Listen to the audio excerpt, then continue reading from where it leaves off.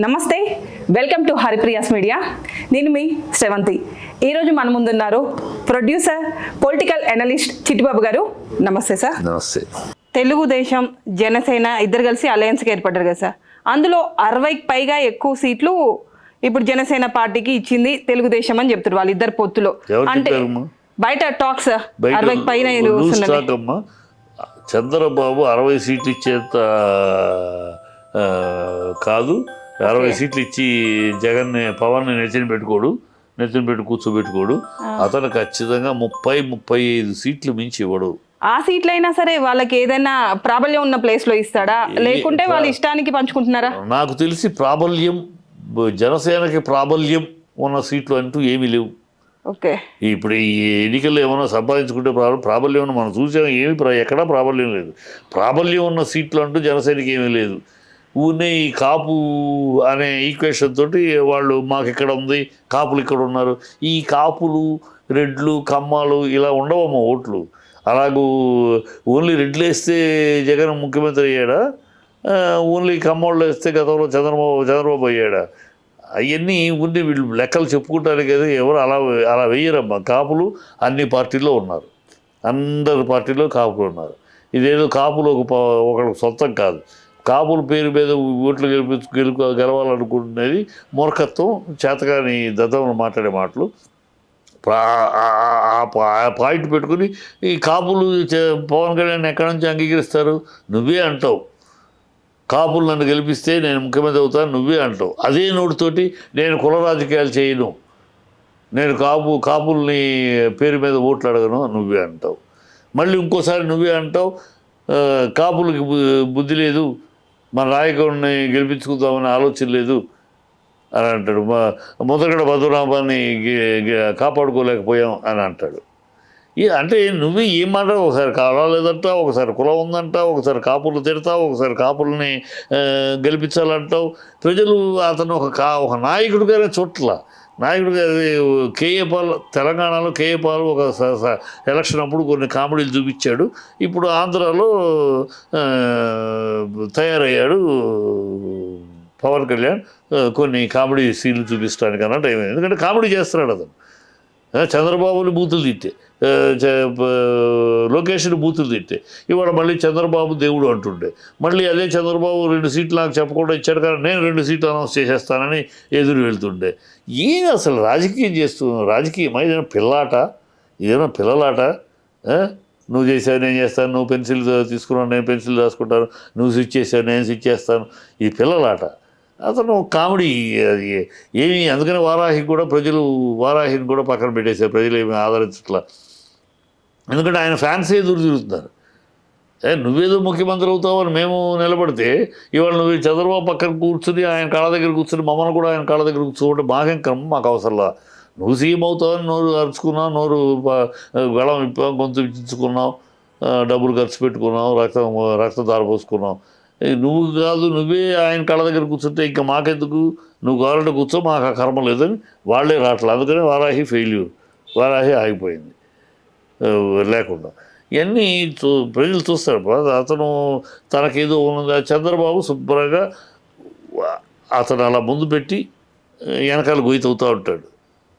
అదే జరుగుతుంది. ఇప్పుడు అదే ఆల్రెడీ స్టార్ట్ చేశాడు. 2 సీట్లు చెప్పకుండా అనౌన్స్ సీట్లు స్టార్ట్ చేశాడు. నేను చంద్రబాబు గారు కూర్చొని ముఖ్యమంత్రి డిసైడ్ చేస్తావా అని అంటాడు ఈయన.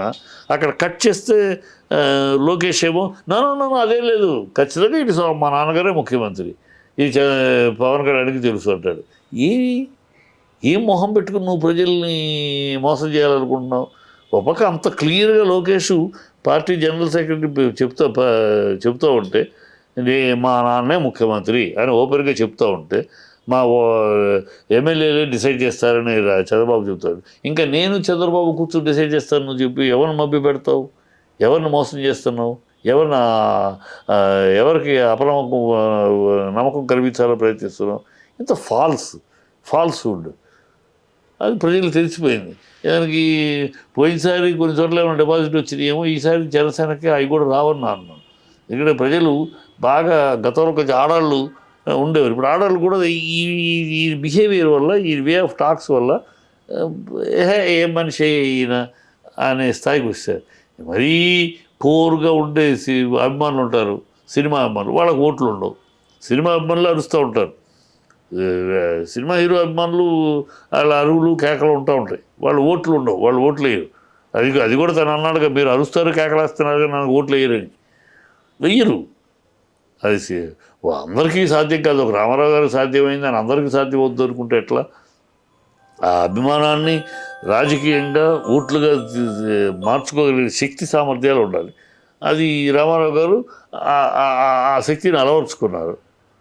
తన మీద ఉన్న అభిమానాన్ని ఆయన అంటే ఈ విమర్శలు చేయకుండా తను వస్తే ఏం చేస్తానో చెప్పాడు. నేను వస్తే 2 కులాలు విలువిస్తాను, నేను వస్తే ఆడవాళ్ళకి సమాన హక్కు ఇస్తాను, నేను వస్తే కరణం మోసములు తీసేస్తాను, ఇలా చెప్పాడు. నేను వస్తే అందువల్ల ప్రజలు అట్లా ఆయన తీసుకున్న రాజకీయంగాను ఆయన చేయబోయే సంక్షేమ విషయాల మీద నమ్మకం కలిపారు. మీరు అట్లా చెప్పలేదు. ఈయన నేను వస్తే వాడిని డ్రాయర్తో పరిగెత్తిస్తాను, నేను వస్తే బట్టలు తీస్తాను, ఈ కదా చెప్తావు. వీటి కోసం నీకు ఓట్లు వేయరుగా ప్రజలు. నువ్వు వస్తే ఏం చేయగలవు చెప్పాలి. ఏం చేయగలవు, ఏ వ్యవస్థను మారుస్తావు, ఏ కొత్త పథకాలు నుంచి పెట్టగలవు చెప్పు. అది చెప్పలేవు. ఎందుకంటే నీకు లేదు, నీ చుట్టూ ఉన్న వాళ్ళకి లేదు. చంద్రబాబు చెప్పగలడా? చెబితే మన 14 ఏళ్ళు పరిపాలించే కదా, ఏం పీకెవరు అడుగుతారు ఇవాళ కొత్తగా. సో ఏమి చెప్పాలో, ఏం చెప్పి ప్రజల్ని ఓట్లు అడగాలో, ప్రజల్ని ఎలా కన్విన్స్ చేయాలో మీ ఇద్దరికి లేదు. అక్కడే జగన్కి అదృష్టం. ఇక బీజేపీ సరే, బీజేపీ పనికిరాని పార్టీ.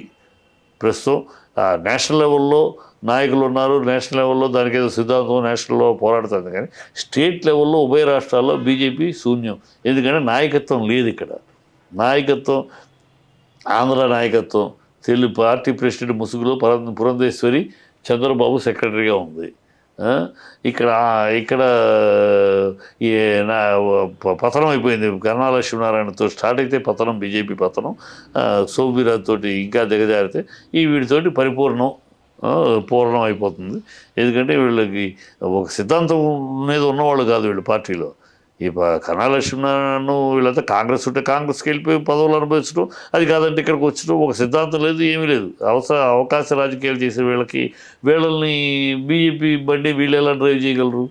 బీజేపీ సిద్ధాంతం మీద నడిచిన బండిని వీళ్ళు చేయలేరు. సో పోయింది. వీళ్ళ స్థానాలు అక్కడ తెలంగాణకు వస్తే ఒక ఆలయ నరేంద్ర, ఒక వెంకయ్యనాయుడు, ఒక దత్తాత్రేయ, విద్యాసాగర్, ఒక రామారావు, ఒక ఇంద్రసేనారెడ్డి గారు, ఇలాంటి మహా ప్రజల నుంచి వచ్చిన నాయకులు లేరు ఇవాళ. అలా ఇంపోస్టర్ చేసిన కిషన్ రెడ్డి, బంగారు లక్ష్మణ్ గారు అలా తీసుకొచ్చి కూర్చోబెడితే లక్ష్మణ్ ఇలా తీసుకొచ్చి కూర్చోబెట్టినట్టు ప్రజల నుంచి వచ్చిన నాయకులు కాదు. సో వీళ్ళకి పార్టీని బతికించుకుంటాం, కార్యకర్తలను కాపాడుకుంటాం, పార్టీ వ్యూహం, ఒక ఓట్లు సంపాదించే వ్యూహ రచన చేయటం అంత సీన్ లేవు వీళ్ళకి. ఎవరో తీసుకొచ్చి కూర్చోబెడితే కూర్చున్నాం, మన సీట్ ఖాళీగా జాగ్రత్తగా కాపాడుకుంటే చాలు తప్పితే పార్టీ లేదు. కనుక ఈ రాబోయే ఎన్నికల్లో కూడా వైఎస్ఆర్సీపీని బంగారుపడేలో ఈ అపోజిషన్లో అందించబోతారు. మన దౌర్భాగ్యం ఏంటంటే ఆంధ్ర రాష్ట్రంలో ఉన్నంత దిశ లేని దౌర్భాగ్యపు అపోజిషన్ పార్టీ ఈ దేశంలో ఏ రాష్ట్రంలో లేదు, మన రాష్ట్రంలోనే ఉంది.